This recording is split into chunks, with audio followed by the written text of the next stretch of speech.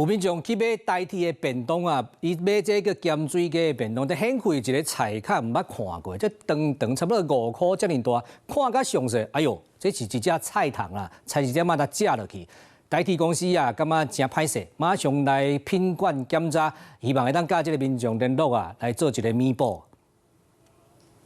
這是什麼物件？是安怎食便當會食到蟲？有民眾買代替鹹水雞的便當，拍開食到一半，發現講有一隻咖啡色已經打去的蟲，敢若是菜蟲，差不多有5塊銀角啊，遮大。伊鋪上網絡，唔知講這到底是對倒位來的。這個水流這樣流，有就不一定流得掉，那個也流不掉，沒有辦法。它要是大隻的話，怎麼流得掉？小隻也流不掉。它粘在菜葉子，根本沒辦法洗掉。這樣子劈掉誒，你要按那洗一叮當，對不？它那個蟲都有吸盤，像毛毛蟲不是都有吸盤？哦，對啊，甩不掉。對，哦，是這樣子。要進來的像這樣大袋子。對，一般大餐廳洗的話，就泡下去拿就拿起來。像我在洗菜的話，都是先泡，甩的話，你葉子扒掉，甩東西它的髒東西它都跑掉了。